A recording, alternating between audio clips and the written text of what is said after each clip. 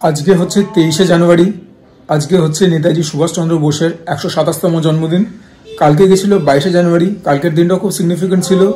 কালকে রাম মন্দিরের ইনগ্রেশন হলো, প্রাণ প্রতিষ্ঠান হলো। আমাদের এখনকার প্রধানমন্ত্রী নরেন্দ্র মোদী পুরো ব্যাপারটাকে সম্পন্ন করলেন। কালকের দিনটা তো খুবই সিগনিফিকেন্ট ভারতবর্ষের জন্য, প্লাস আমি বলবো হিন্দুদের জন্য। কিন্তু আমি জানি না আমি কতটা ঠিক বলছি না ভুল বলছি। আজকের দিনটা মাহাত্ম্য বোধহয় তার থেকে কোনো মাত্রায় কম নয়। তো চলো নেতাজি সুভাষচন্দ্র বোসকে শ্রদ্ধা জানিয়ে আজকে ভিডিওটা স্টার্ট করছি। আজকে নেতাজি জয়ন্তী হিসাবে আমার জিম বন্ধ রয়েছে, তো বাড়িতেই রয়েছি। তো বাড়িতে যখন রয়েছি কিছু খাওয়া দাওয়া হবে না তা তো হতে পারে না। তো আজকে একটা মাটন বিরিয়ানি ব্লগ হবে, যে বিরিয়ানিটা বাড়িতেই বানাবো কলকাতা স্টাইল।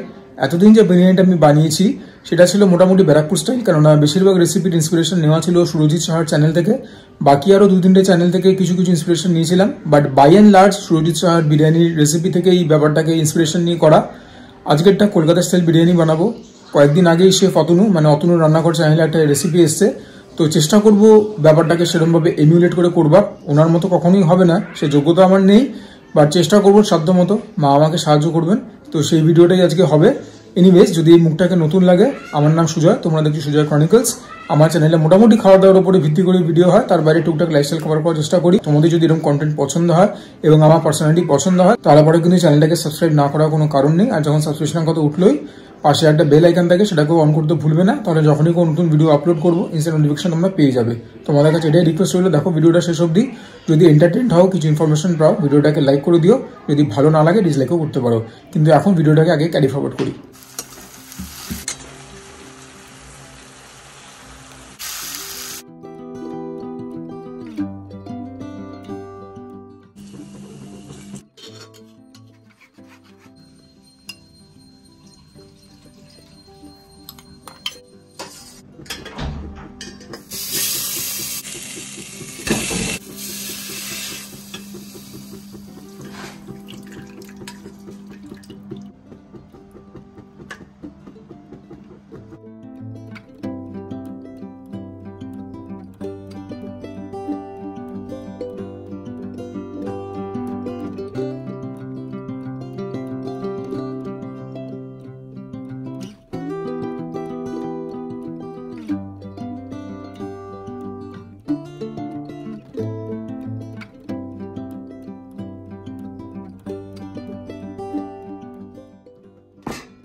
অবশেষে বিরিয়ানি চাপিয়ে দিয়ে এলাম দমে। রান্না কিন্তু আজ খুবই সিম্পল।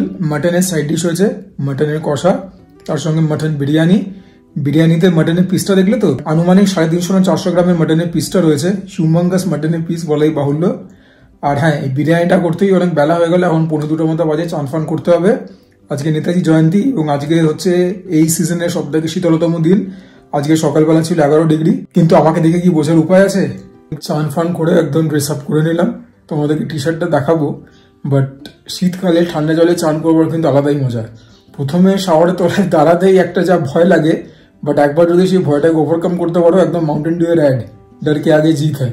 চানটা করার পরে অদ্ভুত রকম রিফ্রেশ লাগে। And now as promise the T shirt. আজকে যার জন্মদিন, এই টি শার্টের থিমটা বা প্রিন্টটা একদম মানানসই। এর থেকে বেটার আর কিছু হতে পারতো না। কথাটা ঠিক বললাম তো? মোমেন্ট অফ ট্রুথ, দেখা যাক কিরকম হয়েছে। কিরকম লাগছে দেখতে। যথাসাধ্য চেষ্টা করেছি রেসিপিটা ফলো করবার। আবারও বলছি, ওনার মতো তো হবে না, বাট দেখা যাক কিরকম হয়েছে। এই হচ্ছে সেই লেজেন্ডারি বিরিয়ানি কাটা। কমেন্ট করে জানিয়ে দেখতে কিরকম লাগছে। এটা তো কলকাতা স্টাইলের রেসিপি ফলো করেই করেছি, প্রপার কলকাতা স্টাইল। ওখান থেকে মনে হচ্ছে মাটনটা উকি মারছে। এই আলু তো একদম কেটে যাচ্ছে, বা ভালো সেদ্ধ হয়েছে। দেখতে হবে মাটনটা কিরকম সেদ্ধ হয়েছে। মাটনের পিসটা কিন্তু একদম জাইগান্টিক পিস, ঠিক আছে?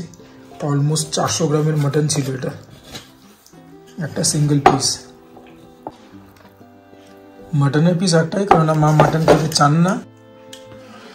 দেখা যাক, আলু তো সেদ্ধ হয়েছে, দেখা যাক মাটন কিরকম হয়েছে।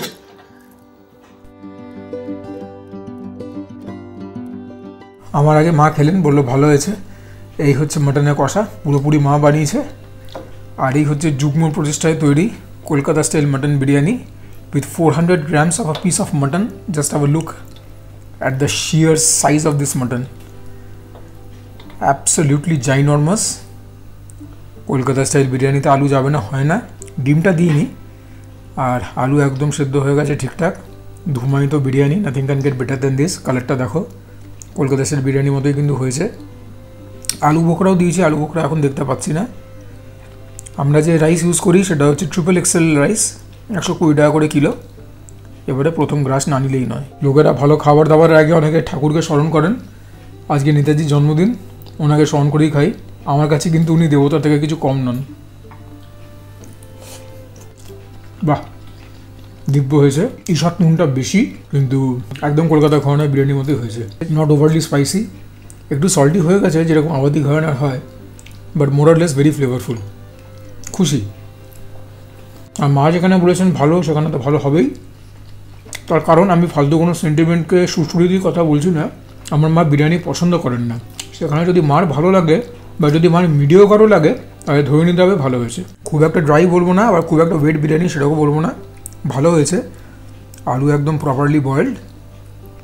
আলু দিয়ে তো একটা গ্রাস নিতে হবেই, নইলে পরে আর কলকাতা স্টাইল বিরিয়ানি কিসের, নইলে পরে আর বাঙালি বা কিসের। আলু দিয়ে বিরিয়ানি সবসময় হিট।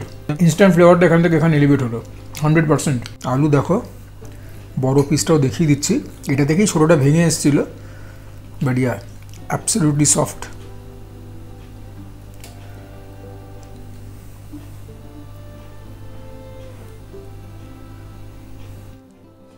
আগে নেতাজির জন্মদিন, দ্বিতীয়ত হচ্ছে আজকে এই মরশুমের 17তম দিন, 11 ডিগ্রি, তার সঙ্গে দুপুরবেলা এরকম ধুমায়িত মাটন বিরিয়ানি।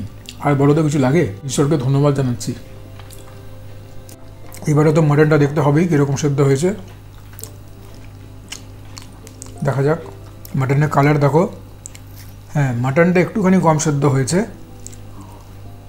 তো তুলতুলে মাটন সেটা কিন্তু একেবারেই বলতে পারবো না।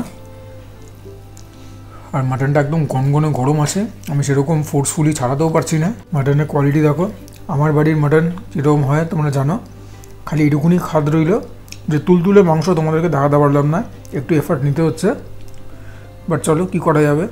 400 গ্রামের মাটনের বিরিয়ানি খাচ্ছি বাড়িতে, ভাবা যায়? মাংস দিয়ে খেয়ে কীরকম লাগলো,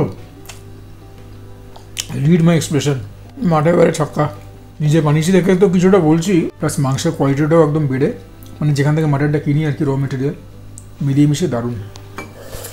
ফ্যাটযুক্ত পিস মাটনের, একদম আলাদাই ব্যাপার।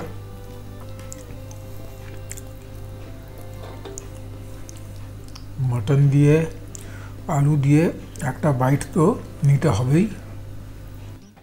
আর যেরকম আগে বললাম যে বিরিয়ানিটা ওয়েট বিরিয়ানি আর ড্রাই বিরিয়ানি মাঝামাঝি, তো এমনি খেতে পারবে, তবে কিছু দিয়ে খেলে আরও বেটার লাগবে। আর আমার কাছে তো সাইড ডিশ আছে, সেটাও আবার mutton. Second round of biryani দেখো তো, দেখি টেম্পটিং লাগছে কি লাগছে না। ও একদম তেল কষা বলতে যা বোঝায় আর কি। এখনও পর্যন্ত জানি না মাংসটা কীরকম হয়েছে, খেয়ে দেখবো কীরকম। ভালোই হবে, মা যত্ন করে বানিয়েছেন, কষ্ট করে বানিয়েছেন। একটা পিসও নিয়ে নিই এখান থেকে।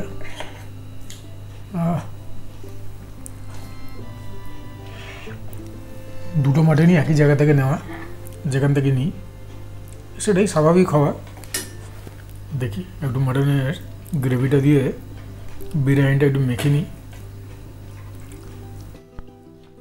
গরম গরম মাটন কষা দিয়ে বিরিয়ানি কার না ভালো লাগে। তবে যাই বলো তাই বলো, বাসন্তী পোলাও দিয়ে মাটন খেতে যে আরাম মাটন কষা, সেটা অন্য কিছুতে নেই, বিরিয়ানিতেও নেই। লুচি দিয়েও ভাল লাগে, আর ভাল লাগে সাদা ভাত দিয়ে, গরম ধুমায়িত সাদা ভাত, তার সঙ্গে একটুখানি মাটনের গ্রেভি, ভাবলেই আরামে চোখ বুজে আসে।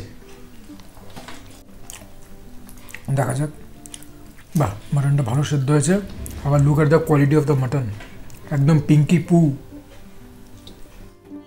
একদম ফাটাফাটি, কোনো কথা হবে না। তবে আবারও বলবো, বিরিয়ানি খাওয়ার সবথেকে ভালো মজা হচ্ছে বিরিয়ানির মাংস দিয়ে, অফকোর্স মাটন, চিকেনটাকে তো আমি পাখি বলবো, আর আলু দিয়ে, বিরিয়ানির আলু আর বিরিয়ানির মাংস দিয়ে। তোমরা জেনে হয়তো অবাক হবে, আগে হয়তো কোনো ভিডিওতে বলেছি, for the longest of time আমি কিন্তু বিরিয়ানি আলুকে নেগলেক্ট করতাম, ঠিক আছে।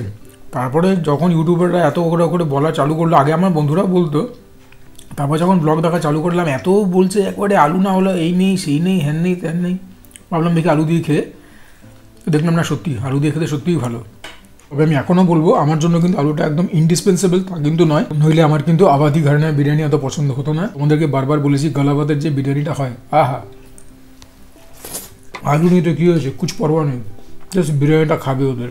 বিরিয়ানির লাস্ট দেখে নাও, আর কী বা দেখাবো, দেখি যদি কিছু দেখাবার থাকে অবশ্যই দেখাবো। আলু বোখরাও দিয়েছিলাম, আলু বোখরাগুলো যখন মুখে পড়ে না, হ্যাঁ, টকটক মিষ্টি মিষ্টি, একদম অমৃত।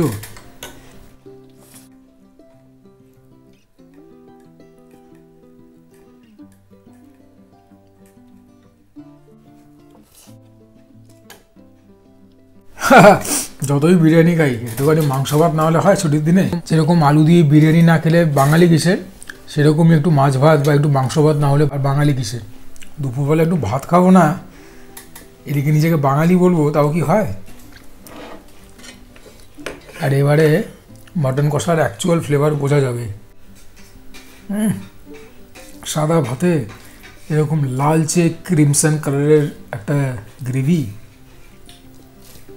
মুখের হাসি এমনি চড়া হয়ে যায়।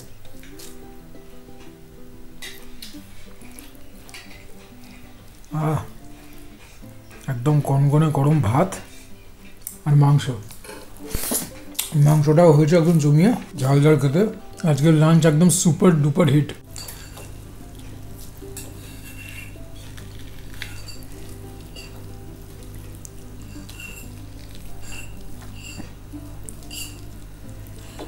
তো বিরিয়ানিটার মধ্যে দুটোই ফল্ট, একটা হচ্ছে নুনটা ঈষৎ বেশি আর মাংসটা ঈষৎ টাফ, বাকি একদম জম্পিস ছিল। আর এখন যে মাংস ভাত খাচ্ছি, অ্যাবসলিউট ব্লিস, পিওর হেভেন। আশা করছি নেতাজির জন্মদিনে এই বিরিয়ানি ব্লগটা তোমাদের ভালো লাগলো।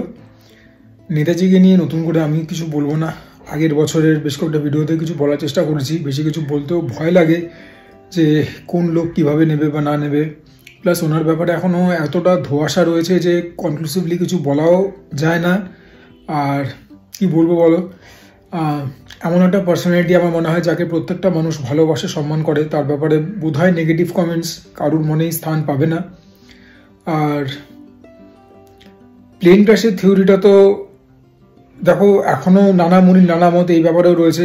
কেউ কেউ এখনও প্লেন ক্র্যাশটাকে সত্যি মনে করে, কেউ কেউ আবার অনুজধার যে ব্যাপারটাকে সামনে এনেছেন, ধরো অনেক রিসার্চাররা সে ব্যাপারটা নিয়ে কাজ করছেন। আমাদের পশ্চিমবঙ্গের কুণাল বোস সেই ব্যাপারটা নিয়ে কাজ করেছেন, উনি অযোধ্যায় গিয়ে দেখে এসছেন সেই মিউজিয়ামটা যেখানে ভগবানজি একে এই গুমনামি বাবার সব জিনিসপত্র রাখা।